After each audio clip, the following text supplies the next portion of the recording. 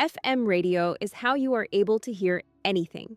All of the sounds and music you listen to through your car stereo, radios, and even via wireless headphones are all created from one man's invention, Edwin Armstrong and his invention of FM radio. However, due to the corporations profiting off of Armstrong's invention, they completely destroyed him. Armstrong's story is of an extraordinary inventor who took on the largest corporation in America for 21 years and gave us the best sound quality possible, only to be ignored. Born in 1890 in New York City, Edwin Howard Armstrong aspired to be an inventor at an early age. By the time he was 14, he had built his own radio set in his parents' attic. While attending Columbia University, Armstrong had his breakthrough in 1912, the regenerative circuit. With this one invention, Armstrong was able to amplify any radio signal by a factor of 1,000. During World War I, Armstrong served in the U.S. Army Signal Corps in France, where he developed the superheterodyne receiver, the same technology that still powers today every radio and television set.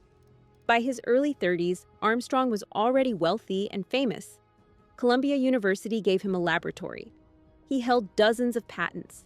He was a legend. In 1923, he married Marion McInnes, the secretary of David Sarnoff, the president of RCA. As a wedding gift, he gave her the world's first portable radio. It seemed like his life was perfect. But Armstrong wasn't satisfied.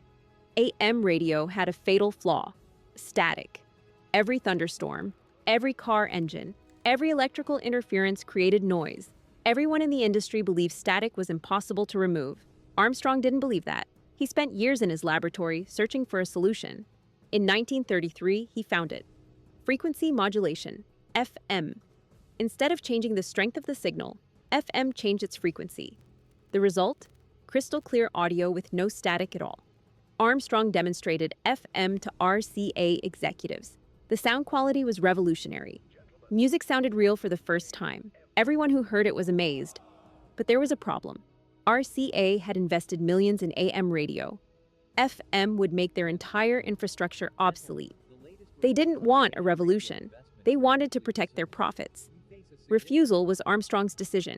He believed that FM technology should be shared with everyone, and therefore, he should receive continued royalties resulting from use of his invention.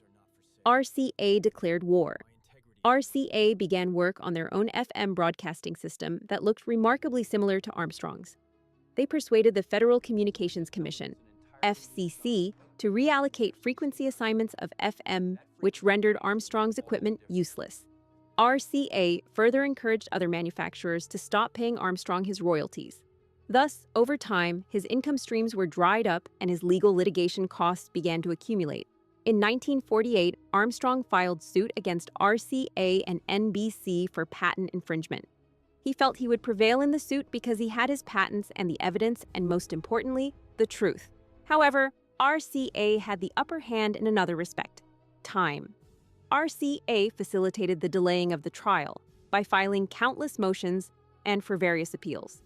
This caused many years to pass and ultimately so much additional time that Armstrong's financial resources were exhausted and his physical health was deteriorating. As of 1953, Armstrong had expended nearly all of his personal resources.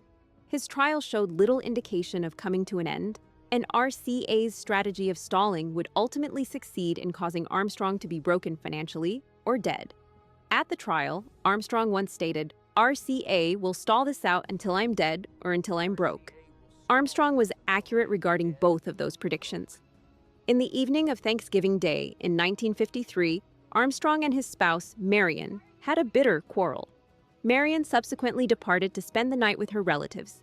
She and her husband did not meet again. In January of 1954, while alone in his apartment, Edwin wrote his wife a letter expressing deep sorrow over the pain he had caused her. Within a few hours, the existence of Edwin Howard Armstrong, the creator of FM radio, came to an end at 63 years old. The fight with RCA had all but destroyed his money, health, marriage, and his life itself. Upon Edwin's passing, Marion Armstrong assumed the responsibility for continuing to pursue RCA through the legal system.